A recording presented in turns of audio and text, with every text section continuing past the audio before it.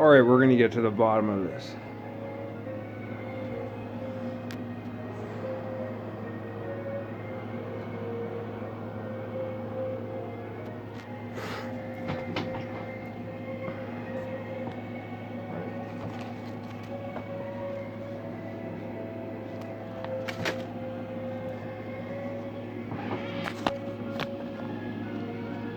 As I so found out today,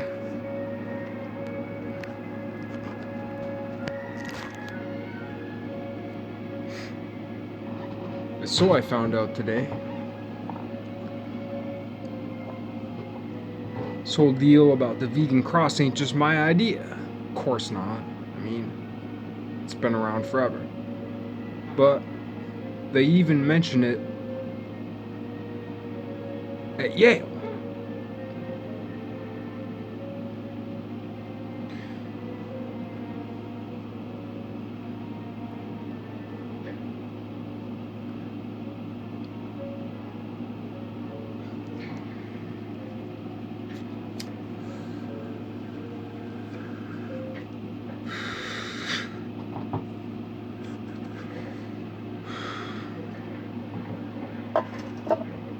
CBD totally legal in New Hampshire.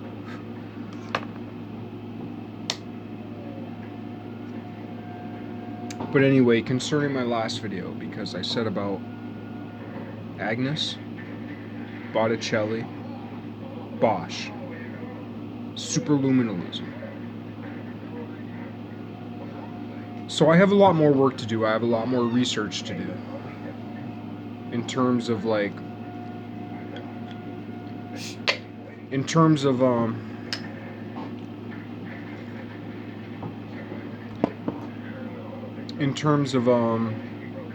have a lot more work to do in terms of like history and learning about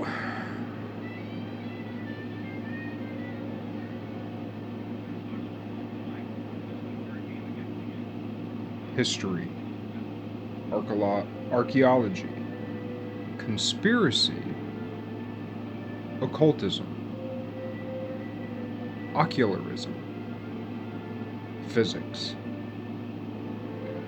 a super lot more about biology and chemistry.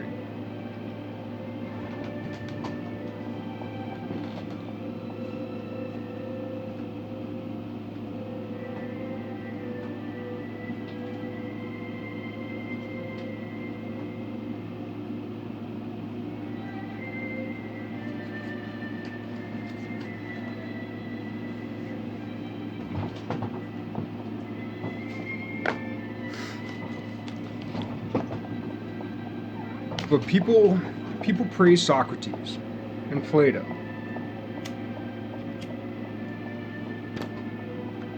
In a sense, as well they should, because they think well. My thing, alright, I'm just gonna kind of lay out some things. It's just gonna be like pieces of a puzzle, and you might have to put some things together. Because in my last video I talked about 2 as TWO, and I talked about 2 as TO. 2 is 2, divine, D-I-V-I-N-E, divine. But DI is 2, divided. BI, both. Divine, bivine. By 2A.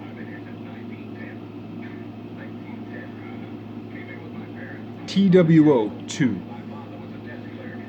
Separate. TO 2, one to the other, and the other to one. Where the other is one to the other. 1. TOO, much. TOO, also, much also. Much, also. Also is with. By. By is A. BY versus BI. bi, bisected. By, by the hand. The idea and the object and the subject, the object and the subject, the subjective, the objective, the object, the objective, the subjective.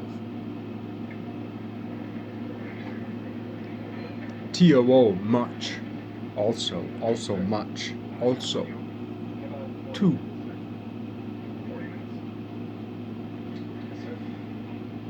Together, ought have, two O's.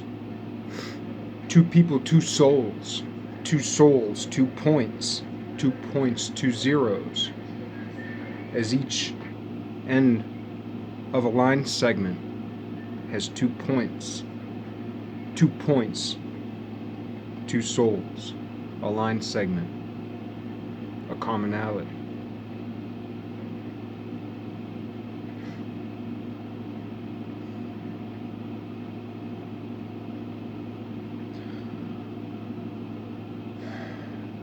Superluminalism is.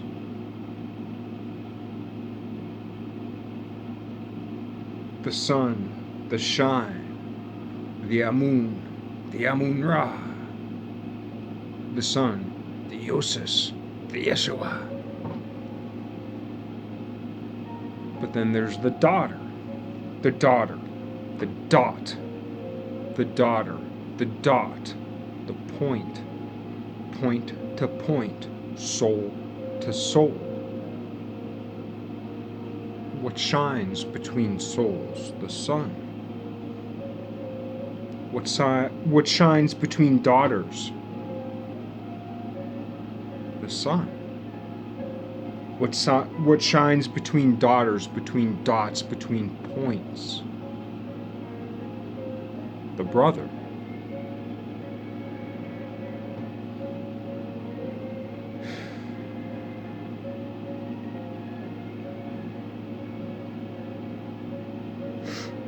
Because these days, and it's not a small thing, and I'm too harsh on it, and I want to get better on it, though I've spoken to it, is the whole idea of Plato and Socrates.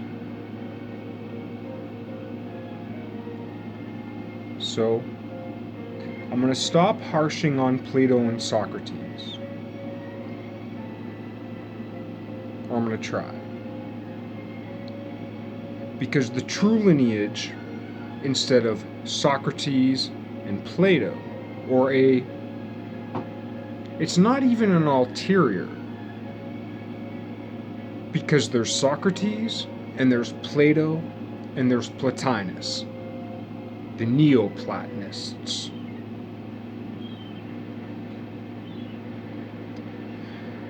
But let me tell you once and for all, Plato is not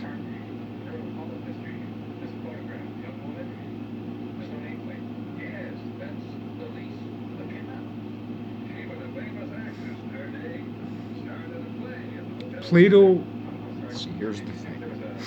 Because you can build symbology into things. You can build codes into things.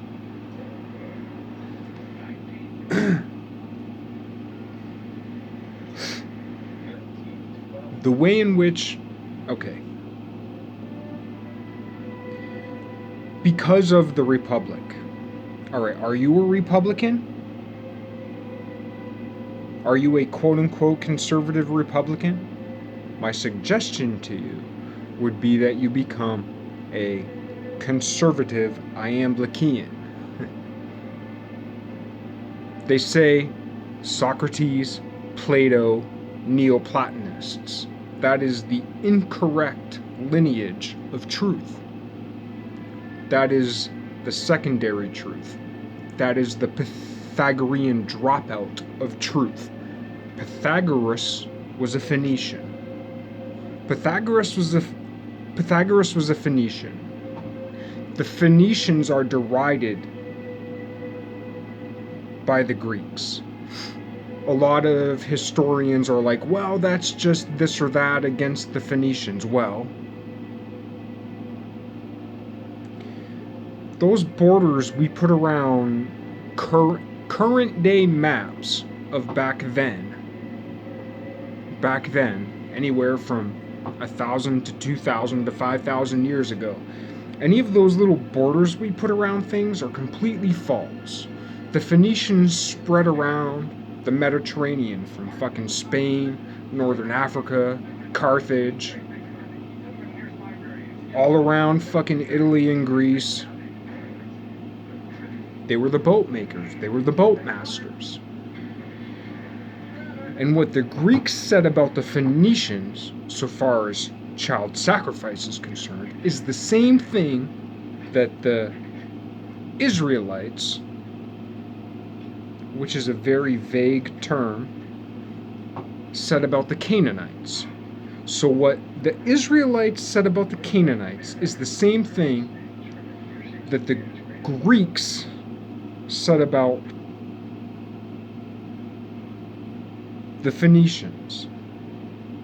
And then later in 300 AD, when it all comes together with Iamblichus, Agnes, and Constantine in Constantinople before Istanbul.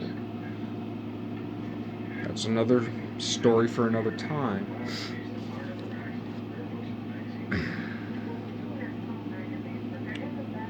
The Greeks, and people say, oh, well, they were just othering. Republicans, Democrats. The Republic of Plato, Democrats, Democritus.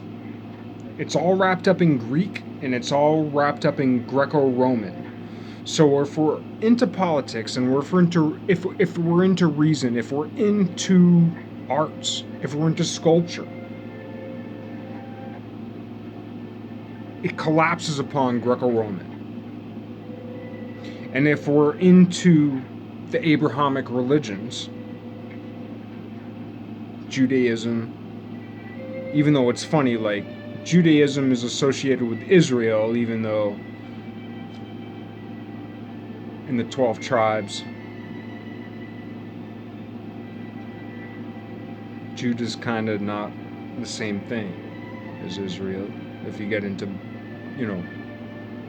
biblical, I don't even know what it would be called. History, philosophy, theology. Even though theology doesn't necessarily exist in the Bible, nor does necessarily theogony, but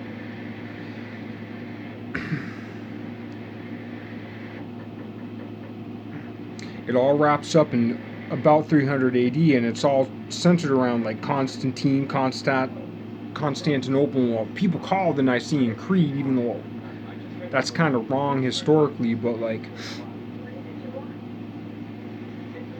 what does tie up is Agnes and Iamblichus. And Iamblichus is what people call a Neoplatonist. And Iamblichus would fuck your shit up if you came face to face with Iamblichus and you called him a Neoplatonist. He would fuck your shit up, man, because the Platonists of Iamblichus's age were atheists. What was his name? Theodorus. I believe Theodorus was contemporaneous with Iamblichus, and Iamblichus weren't no motherfucking fan, right? And we call them Neoplatonists, right? Even though Plotinus, it was Plotinus that's associated with Neoplatonism, and Plotinus didn't write shit. He didn't do nothing. He was practically illiterate, kind of like what's his name? It's like the Canadian version of and awesome dude. The Canadian version, well, there's Lewis and Clark and the Louisiana Purchase and all that with Jefferson. And then in Canada, it's Peter Pond. Peter motherfucking Pond, man. He was an illiterate. He had like an 8th grade education. And the way he wrote, the way Peter Pond wrote was like the fucking word of God speaking through him. Why? because he didn't know the shit. Just like before the printing press, the evolution of words and all that, before the standardization of the Oxford English Dictionary, which was one of the biggest contributors of which was an American Civil War veteran, madman, imprisoned. There's that book, what's the book? The Something in the Madman. The guy who was like crazy and locked up, I think in Britain as a civil war. I don't know how he ended up there, but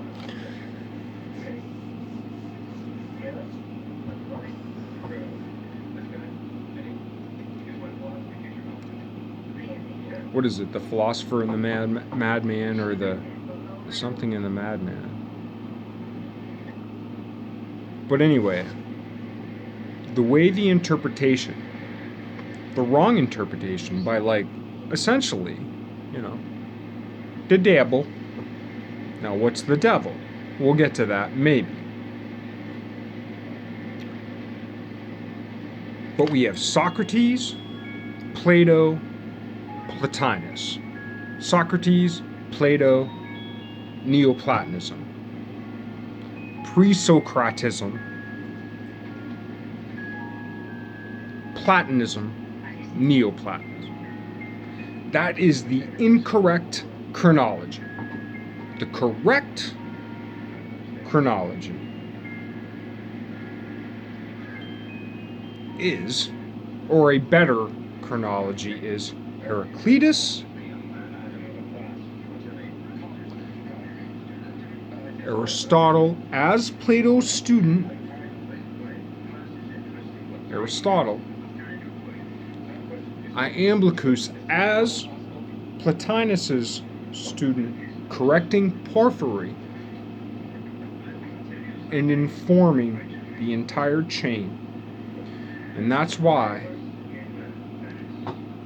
Proclus is, I guess, kind of after, but basically with Plotinus, Porphyry, Iamblichus, Proclus, basically the entire Greek tradition dies, the entire Roman tradition dies. At the time, Agnes, who is essentially a figure who embodies, imbues both Mary and Jesus. Agnes is the symbol of the chalice and the blade, flat out. And it's important that it all happens around that time. In Constantinople, with Constantine, and it's important that Istanbul births from there, because Jesus of Nazareth, of Egypt, of Jerusalem,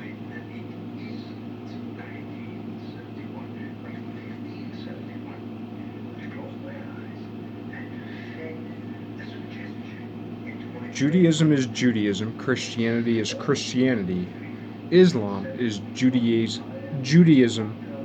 2.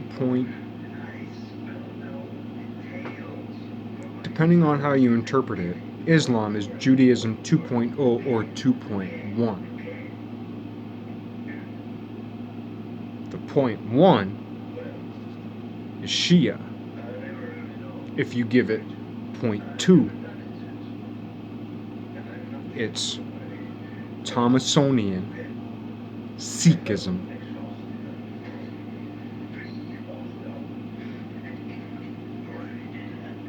Seek and ye shall find. SIKH.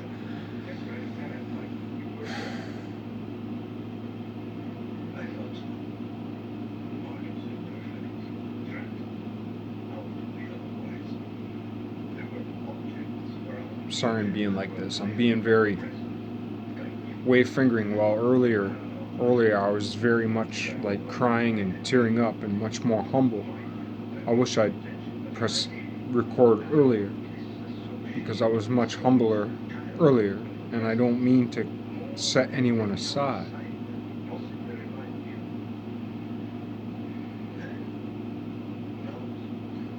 Because,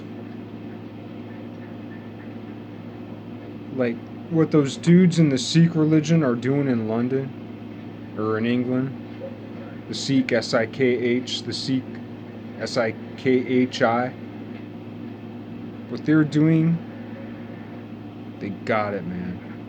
They fucking got it.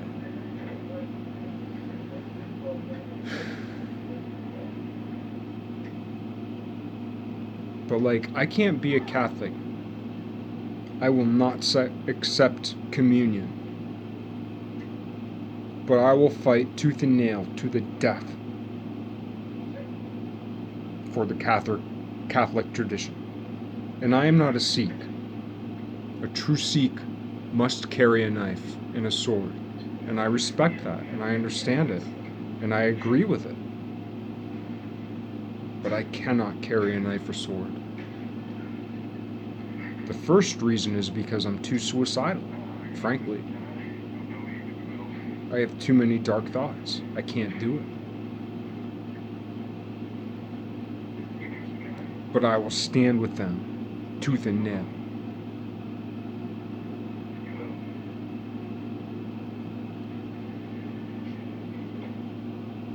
And that comes to Socrates. And why he wasn't the one.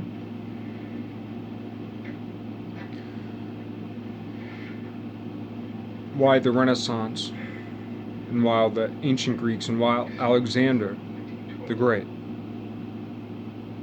praised above all Diogenes,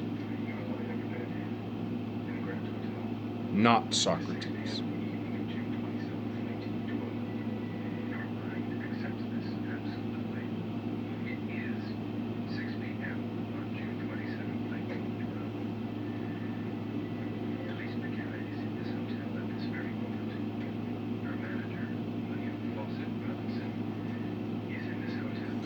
I'm just going to take a second to regroup a little bit, because I'm ending up with a little more time than I thought I'd have.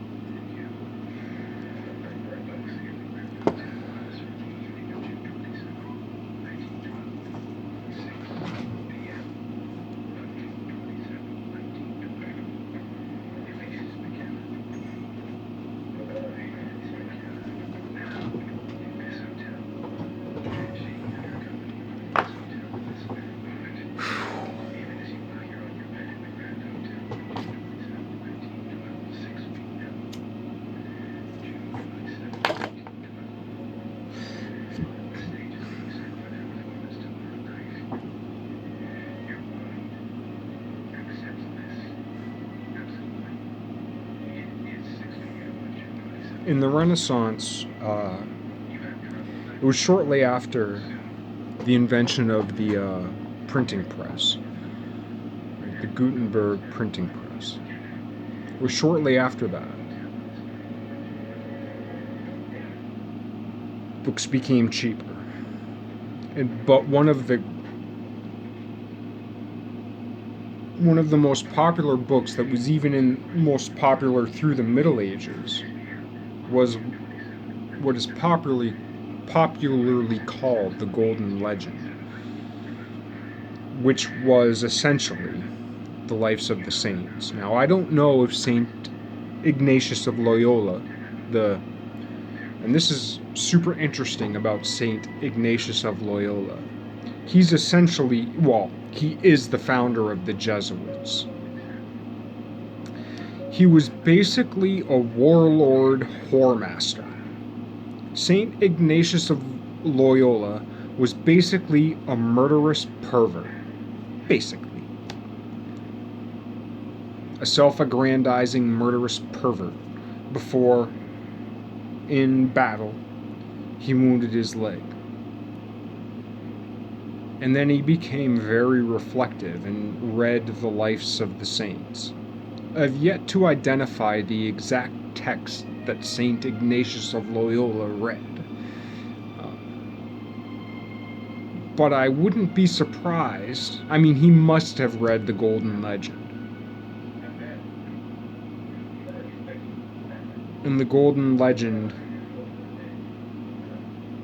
was kind of like the lives of the saints. similar to how, because in the Renaissance, in Raphael's painting of what they call the School of Athens, even though Raphael gave it a different title, I can't remember what it was, but Diogenes is the centerpiece, where his robe represents, I believe, either the Aegean or the Adriatic Sea. And that great empty space of the stairs represents the Mediterranean.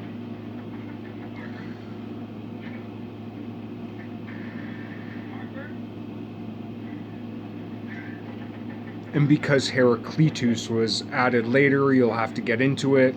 I've talked about it before, I'll talk about it more. I'm gonna fucking lay that shit down, but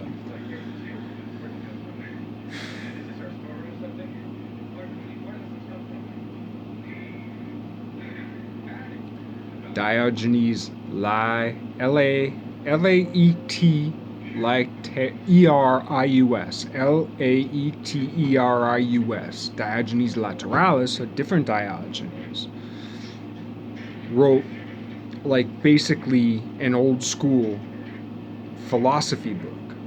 So two of the biggest books that came off the printing press in the time of the Renaissance for the Catholic Church was the Golden Legend, which was the life of the saints, and the history of philosophy, or the history of the philosophers, or whatever, by Diogenes Laertius. Laertius. Laeterius, I think. A different Diogenes, yet symbolically within that painting, they're tied together. And at the end of the passage where, so in Raphael's painting, the image of Heraclitus was chipped in to the entire fresco was already finished in the papal apartments. Raphael, after witnessing the miraculousness of the Sistine Chapel, chipped out part of the plaster and put in Heraclitus in the image of Michelangelo, a sculptor, 3 dimensions, Heraclitus, fire, the triangle, but a sculptor, not a painter, the tetrahedron. I've talked about it before.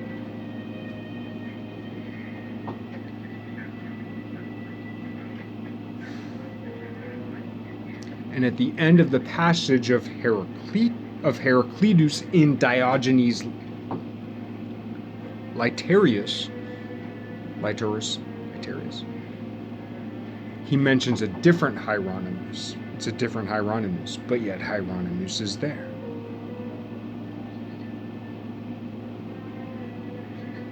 So that's the connection to Hieronymus Bosch. Jerome. And it's a reference to Saint Jerome.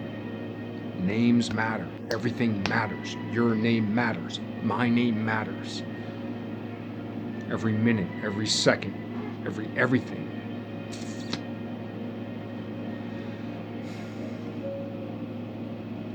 If I were only wise enough to take my own advice.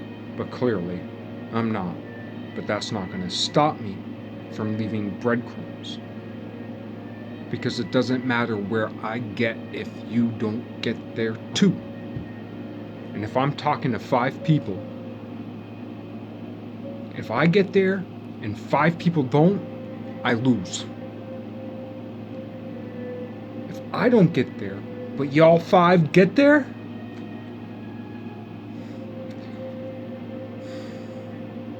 in a sense I win, because God wins. Right? Even if it means I lose, God wins. Because you win. If we all get there. Unbeatable. 2. Divine. 2. TWO. 2 things. Divided, not the same. 2, one to the other. Echo. Boo, boo, boo, boo. Boo, boo, boo, boo. Boo, boo, poo, poo, poo. What's that, like a pendulum or a Newtonian pendulum? Two, one to the other. Two, T-O-O, much. T-O-O, also. Much, also. Stereo, why stereo? Because we hear in stereo. Why? Because that's how we put it together. Why? Because through these two little fucking holes, the spirals, where's the center of the human? The navel and the ear. Because the navel and the ear spiral out from the same place. The ear is a little spiral because we only spiral a little bit this way. And the navel represents a long spiral because we spiral along this way. So in those little fetal positions, we spiral out, but we also spiral out like this, and that's why our ears curl. Sound, sight, touch. Also, much, two, T-O-O, O-O, soul, soul, zero, zero, soul, soul, point, point, line, line, soul, soul, line, soul, soul, soul, line, cross, cross, cross.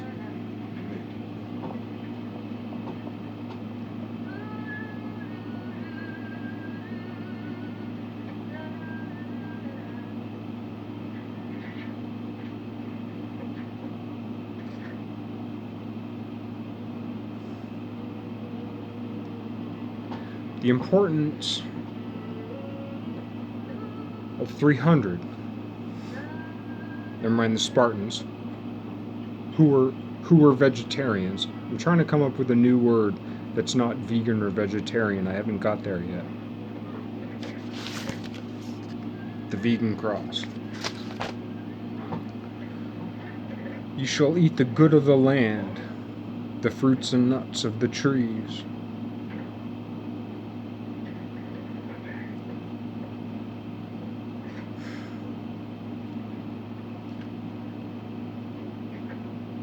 When Joseph laid a feast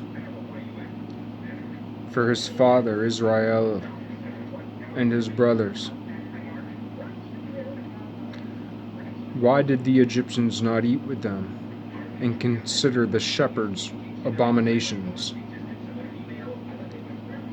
For the same reason that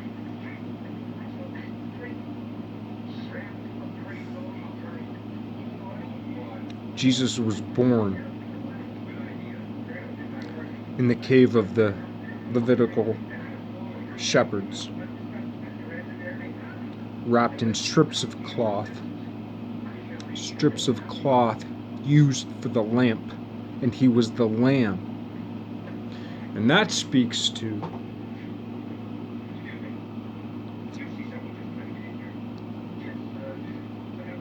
the teleological pole. It speaks to the Omega. It speaks to the beginning and the end. I am the Alpha and the Omega. I am the beginning and the end. In English, it would be the I am the A and the Z. Arizona?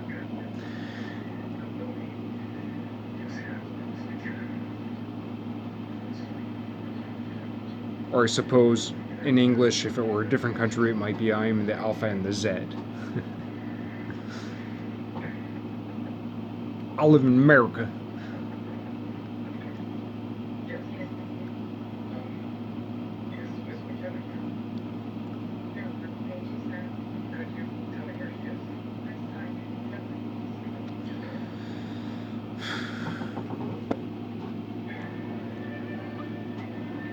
I got time. I got time, I got time, I got time.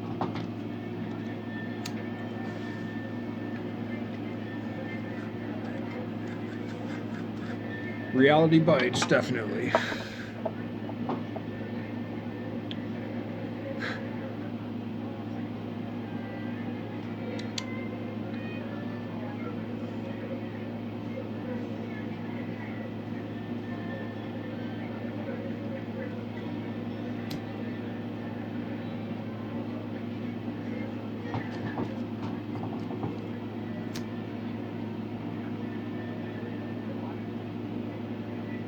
also with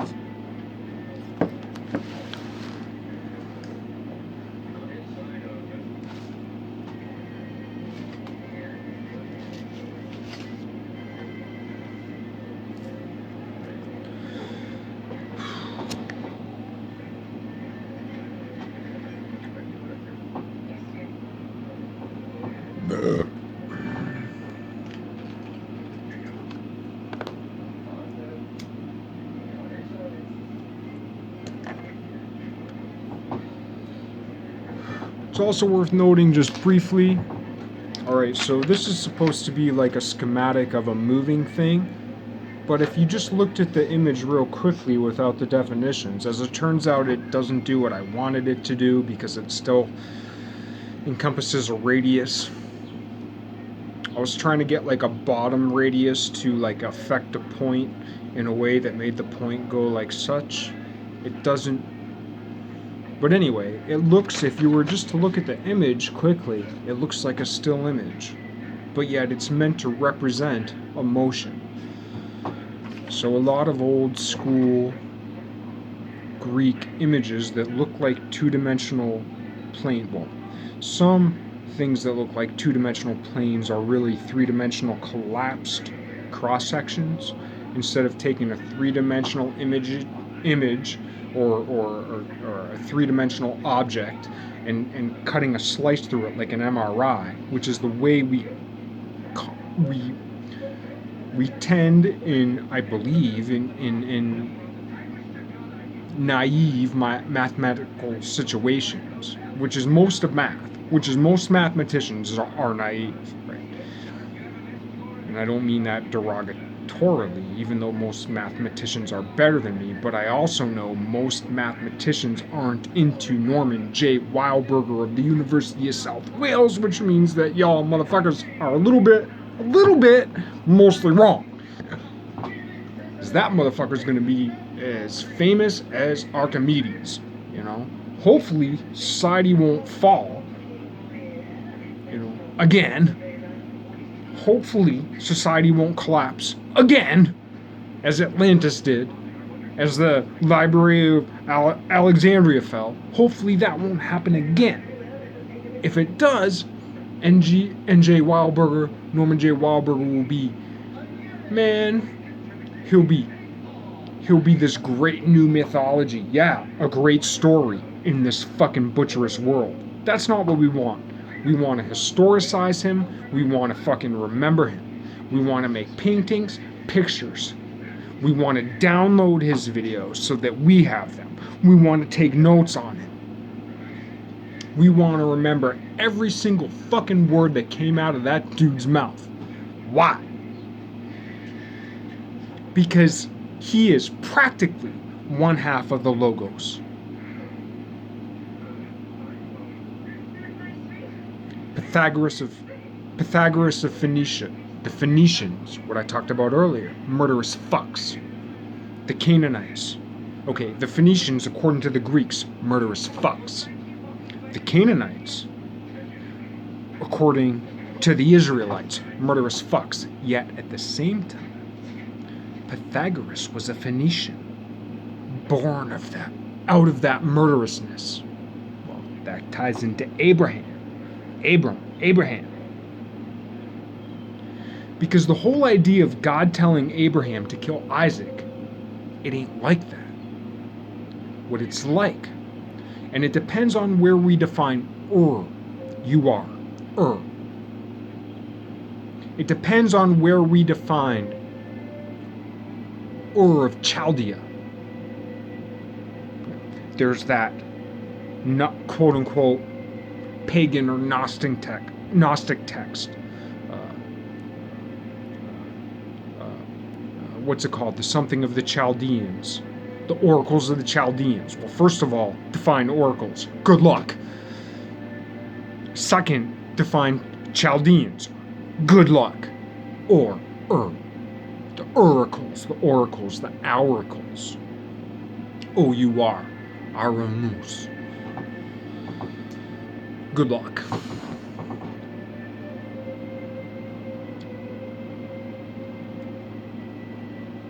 Ur of Chaldea and the Chaldeans. So there's this boomerang shape in the whole Mesopotamian, Babylonian, Turkish, Persian, Ottoman region. Arabian region, Arabian Peninsula,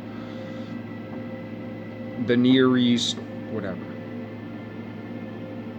But then there's also a place, northern Ur, close to, what is it, it's H-A-N, Hana? I'll have to annotate that later. But essentially, no matter how you slice it, whether Abraham was from southern Ur or the proposed northern Ur, I can't remember if it was Smedley or I can't remember who it was who proposed. There's like 3 separate sites that might be Ur, and in the early 20th century, 1900s, it was condensed upon that it was the Ur we call Ur today, even though it might well not have been. Similar to how Mecca was most likely Petra. But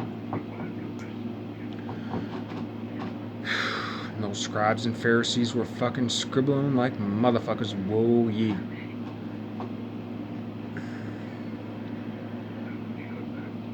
But no matter how you slice it, because if you look at it as a quote-unquote rational person, okay, if you look at it as a typical Judeo-Christian, Abrahamic, Islamic, if you look at it in that typical story, it's like, God said kill your kid, and then he said no, don't do it when you were gonna do it.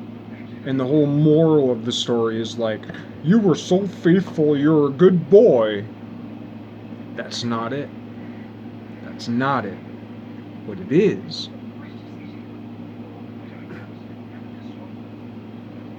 there's the person, there's the ego, Abraham, there's the person, there's the ego. And what it's speaking to is the ruling God. The ruling God that said to kill his son was not the same God. Not.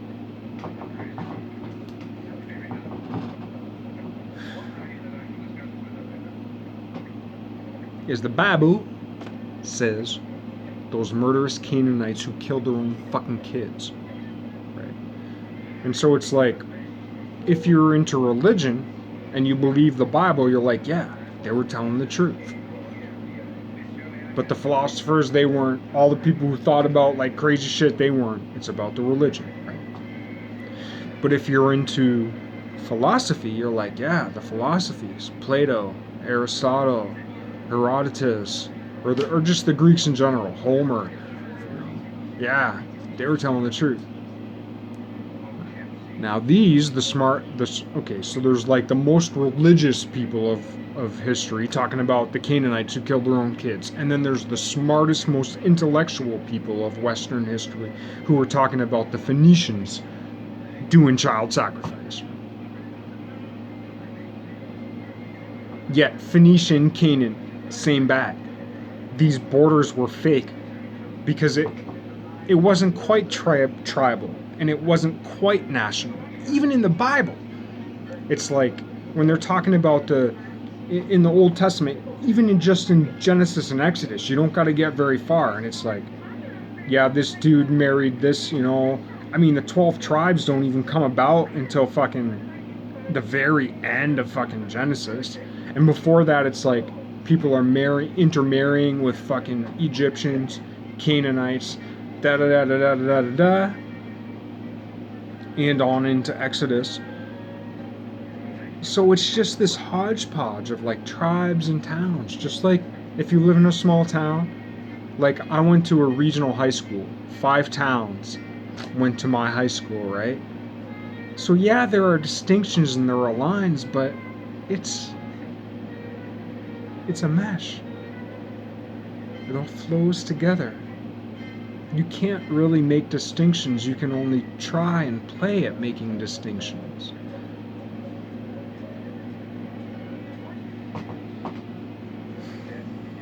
And that's how it was. So when the Greeks talked about the Phoenicians and when the Israelites talked about the Canaanites, they're talking about the same thing. This culture of child sacrifice, which existed in Peru, which existed in fucking Turkey. It existed around the world forever. It still exists fucking today. ABC News, CNN, fucking National Geographic. Like, you don't gotta be a conspirator. It's happening in Uganda. Never mind, like, Somalia and all that motherfucking shit.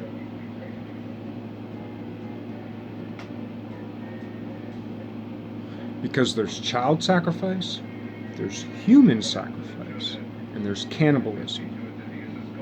Separate and connected.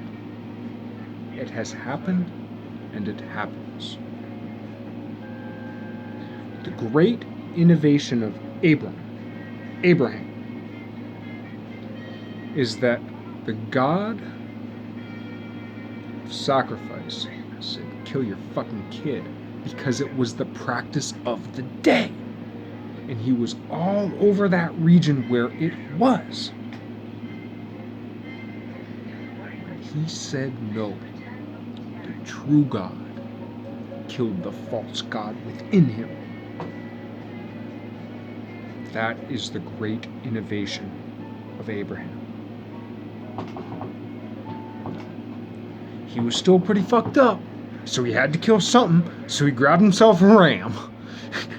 Killed that motherfucker. But he didn't kill his own kid. The moving away from butchery.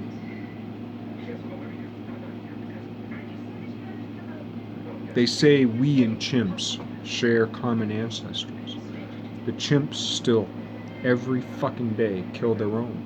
And then they kill their monkey cousins. Rip their fucking arms off. Eat them like chicken wings.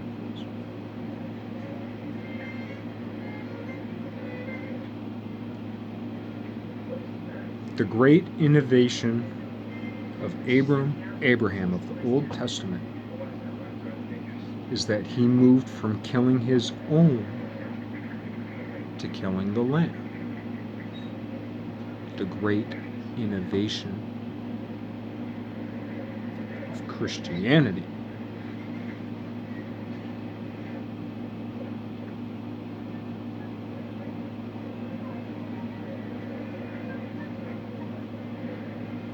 was that God became the lamb.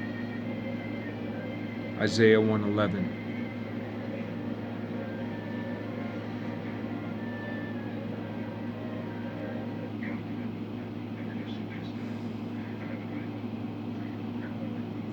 Yeshua was the answer to Isaiah 1:11.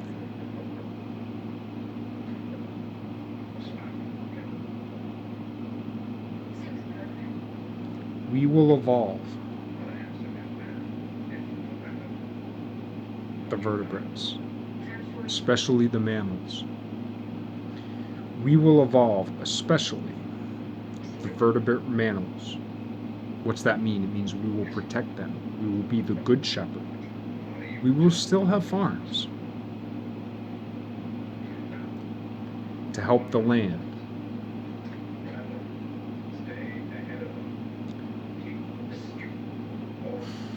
There are already enchanted and enlightened non-human vertebrates among us who are more intelligent than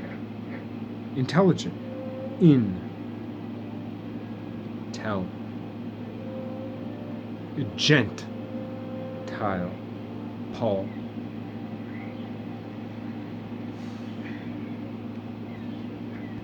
Than me.